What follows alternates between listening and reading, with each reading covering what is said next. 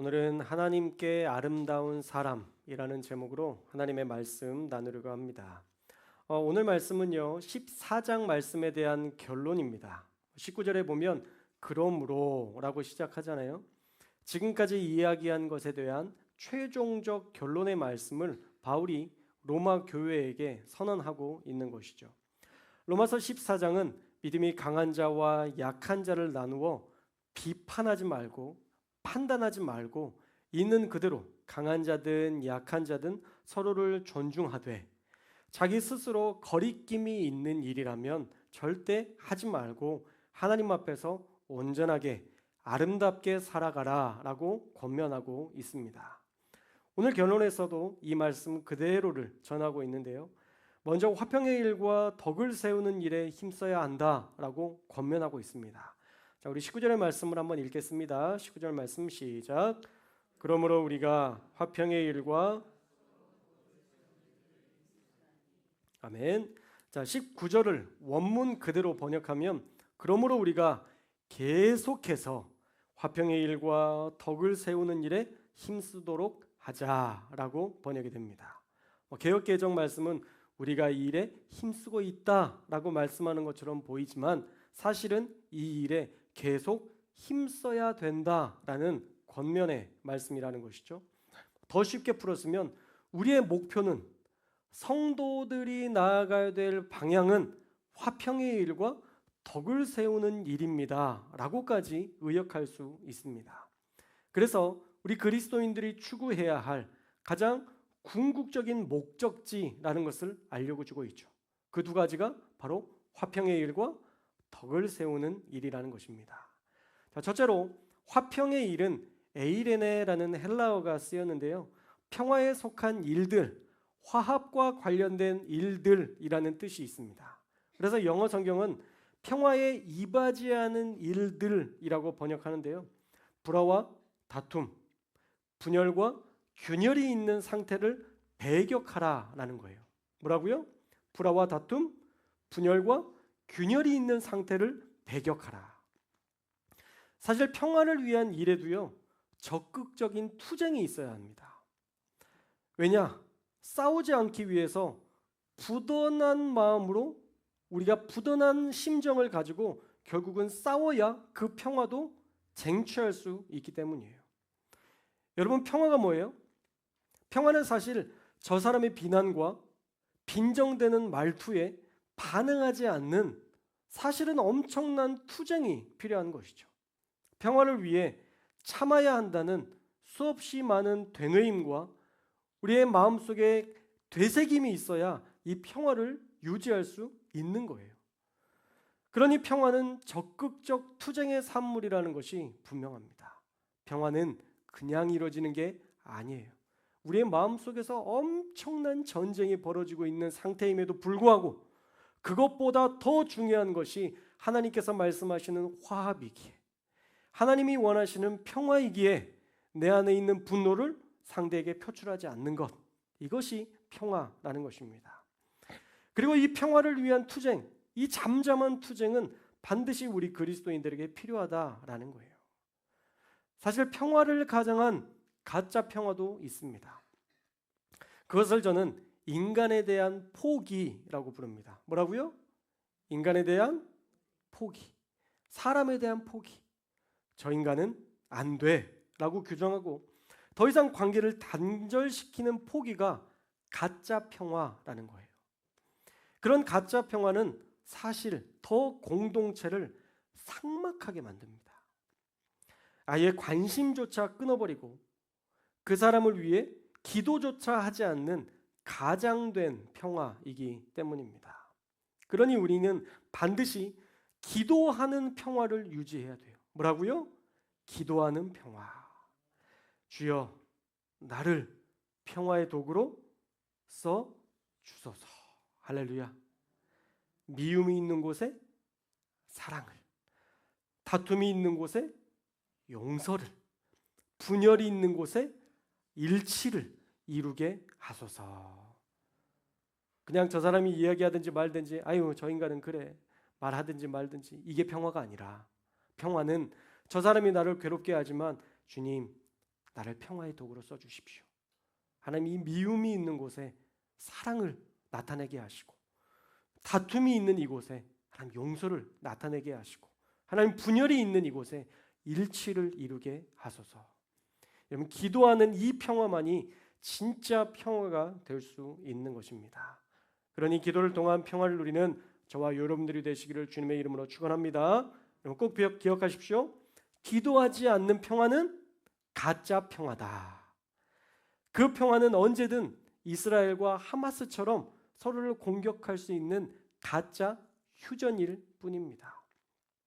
평화는 부단한 기도와 부단한 내적 투정을 통해서 얻는 것임을 깨닫고 하나님께 맡기며 하나님의 도우심을 얻는 하나님께 아름다운 사람 되시기를 주님의 이름으로 축원합니다. 자, 두 번째로는 계속 덕을 세워야 된다라고 말씀하셨었죠. 덕을 세운다는 것은 무엇이냐? 본이 된다는 거예요. 저 사람이 하는 것을 보고 나도 저 사람처럼, 나도 저 권사님처럼, 저 집사님처럼 살고 싶다라는 소망을 품게 하는 것, 그게 바로 덕을 세우는 일입니다. 반대의 말들을 우리 너무 많이 하긴 하죠. 왜 권사님이 돼서 저래? 왜 목사님이 저렇게 하셔? 왜 장로님이 저러실까? 왜 집사 직분을 받았는데도 똑같지? 여러분, 이렇게 말하는 것을, 그런 이야기들을 우리가 듣지 말아야 된다는 거예요. 사실 오늘 본문에도 나오지만 거리낌이 있다면 믿음으로 하지 않은 것이기 때문에 그것은 죄다라고 오늘 말씀에서 규정하고 있습니다. 우리 23절의 말씀을 한번 읽어볼까요? 23절 말씀 시작. 의심하고 먹는 자는 정죄되었나니.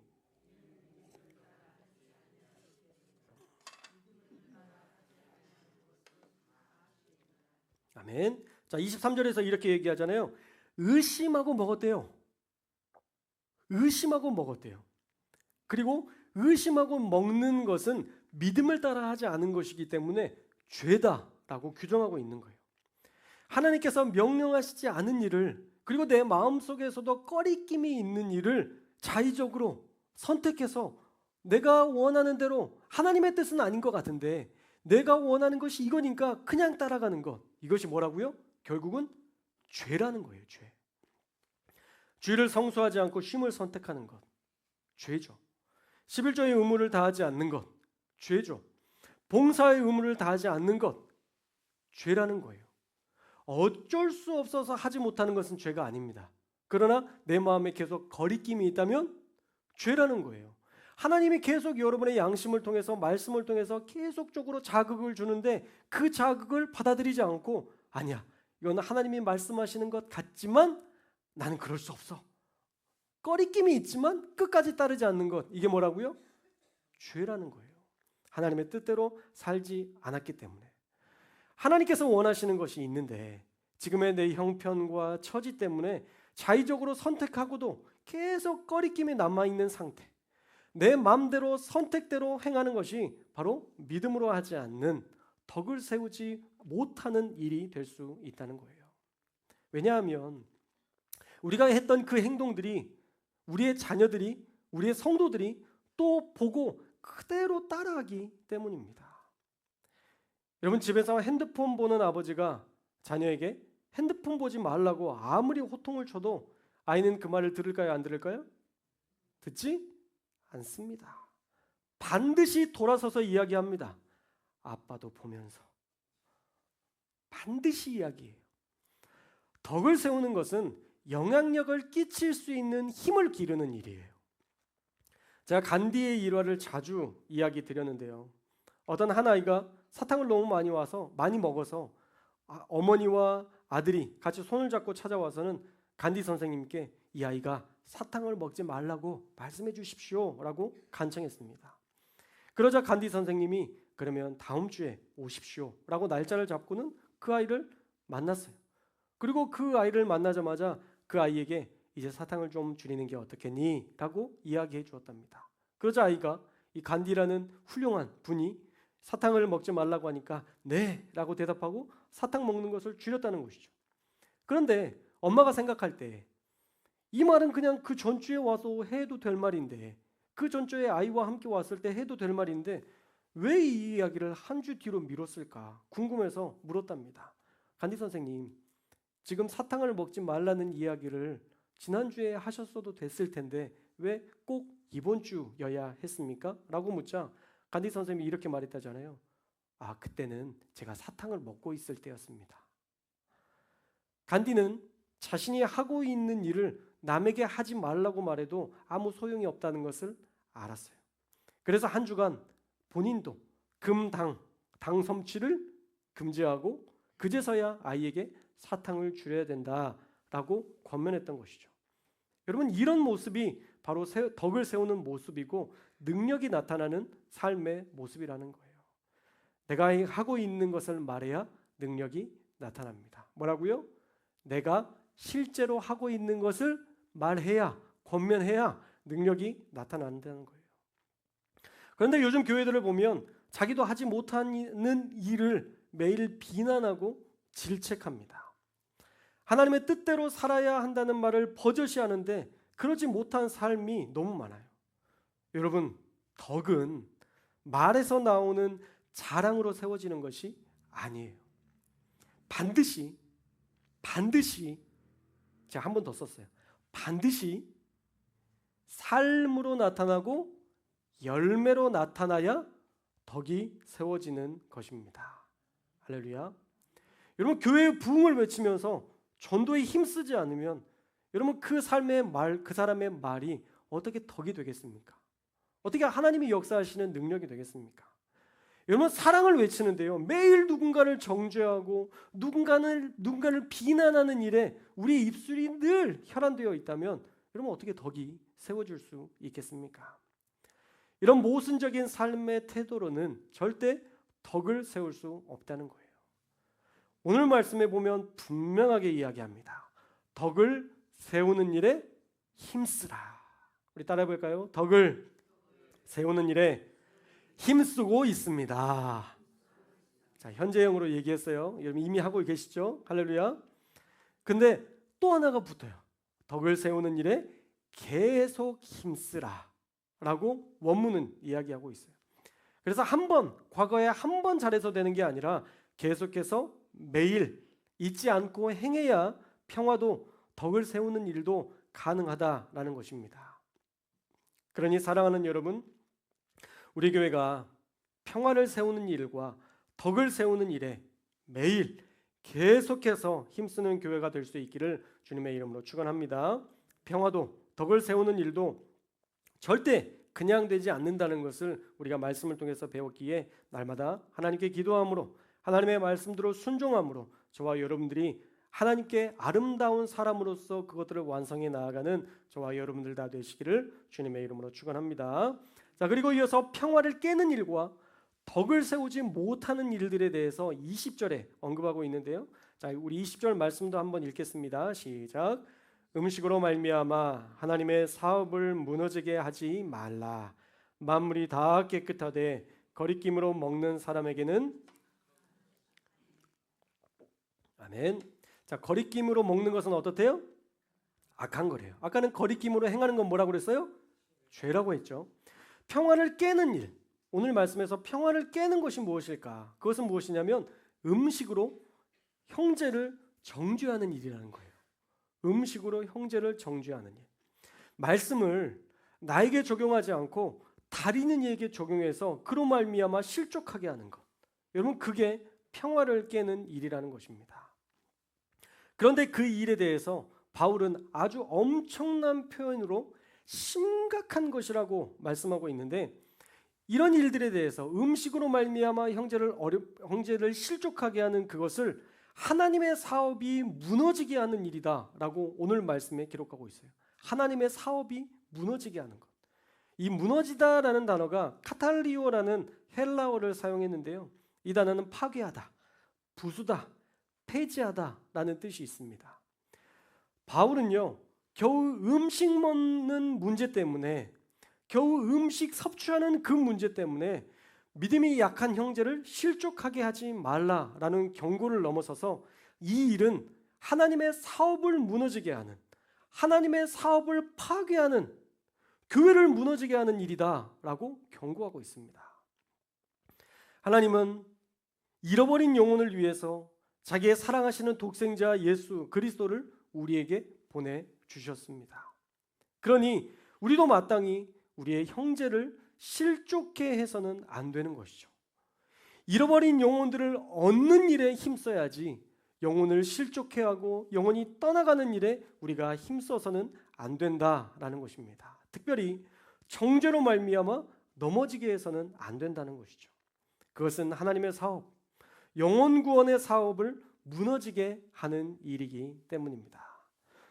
또 그렇다고 모든 것을 다 받아들여서도 안 되는 겁니다.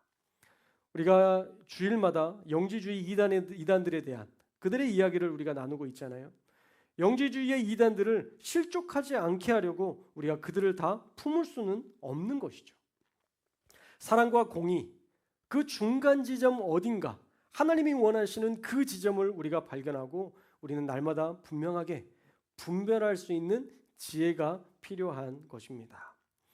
20절 말씀에 보면요, 만물이 다 깨끗하되 거리낌으로 먹는 사람에게는 악한 것이다 라고 이야기하고 있어요. 거리낌이 있는데 행하는 것, 그것은 악한 일이다 라고 얘기하는 것이죠. 여러분, 제사 음식에 대해서 생각해 보시면 먹어도 되고 안 먹어도 상관은 없는 일이지만 어떤 이가 이것 때문에 실족하게 돼서 믿음에서 넘어지게 된다면 그 일은 악한 일이 될 수도 있다는 거예요. 왜냐하면 그것도 한 영혼을 실족해 하는 일이니까요. 어떤 사람을 향해서 손가락질하는 것도 실족해 하는 것이지만 내가 덕을 세우는 일을 하지 못하고 내가 교회의 성도다운 일들을 하지 못해서 누군가를 상처받게 한다면 그건 역시도 영혼을 실족하게 하는 일이기 때문에 하나님의 사업을 무너지게 하는 일이라는 것입니다. 여러분, 하나님의 사업, 영혼 구원하는 일과 대치되는 그 일들에 대해서 우리가 분별해야 된다는 거예요. 그래서 평화를 깨는 것, 덕을 세우지 못하는 일로 이 하나님의 사업을 무너지게 하는 일들을 결코 하지 말아라 라고 금지 명령하신 것입니다. 그리고 이어서 21절에도 다시 한번 분명하게 말씀하는데 우리 21절도 읽겠습니다. 시작. 고기도 먹지 아니하고 거리끼게 하는 일을 아니함이 아름다우니라. 아멘. 아멘이신가요? 자, 형제를 위해 고기도 먹지 않고 포도주도 마시지 않는 자가 아름다운 자다. 하나님 앞에서 아름다운 자다라고 선언하고 있죠. 여러분, 교회 성도들이 상처받지 않게 하기 위해서 우리가 예전에는 담배 피우는 것에 대해서 금기시했었잖아요. 뭐 지금도 권장하지는 않지만 교회 성도들을 위해 담배를 피우지 않고 교회 성도들에게 상처 주지 않기 위해서 술을 마시지 않고 도박과 같은 일들을 하지 않는 자가 아름답다라고 오늘 말씀을 우리가 우리의 삶에 빗대어 말씀할 수 있는 것입니다. 우리가 술 마시는 것 때문에 어떤 사람이 상처받을 수 있다면 우리가 그것들을 과감히 포기할 수 있어야 된다는 것이죠. 우리가 행한 어떤 일이 상처가 되는 일이고 누군가를 실족해 하는 일이라면 우리는 그것을 과감히 포기할 수 있어야 된다는 것입니다. 저희 아버지도 건축업을 하시면서 사실은 이 건축업이라는 직업이 되게 힘든 일이잖아요. 스트레스도 많은 직업이기도 하고요. 그래서 대부분은 술을 마시면서 그 어려운 그 아픔을 그리고 그 체력의 한계를 술로 대신하는 경우들이 많은데 저희 아버지는 술을 마시지는 않으셨지만 담배는 피셨어요. 옛날부터 피우셨던 그 담배, 이건 포기하기가 사실은 쉽지 않으셨던 것 같아요. 그런데 어느 순간 아버지께서 담배를 끊으셨습니다. 뭐 저는 정확하게 기억은 나지 않지만 저희 형이 신학교에 들어갔을 때 아니면 안수집사 직분을 받았을 때 그 둘 중에 하나라고 저는 기억하거든요. 어떻든 안수집사님의 직분을 받아서든 아니면 아들이 목회자의 길을 가기 때문이든 과감히 그 일을 포기하셨습니다. 대단한 분이신 거죠. 직분에 어울리는 일을 선택했던 것입니다. 그러면 저와 여러분에게도 이런 결단이 필요합니다. 하나님 앞에서 아름다운 일들을 선택하고 하나님 앞에서 누군가에게 상처 주지 않는 일들을 우리가 찾아서 꺼리낌이 없는 것을 찾아서 그 일을 행하는 것. 이것이 진짜 하나님 앞에서 아름다운 일이라는 것입니다. 저와 여러분에게 이런 결단이 필요한 줄로 믿습니다. 자, 우리 22절 말씀 한 번 더 읽겠습니다. 22절 시작. 내게 있는 믿음을 하나님 앞에서 스스로 가지고 있으라.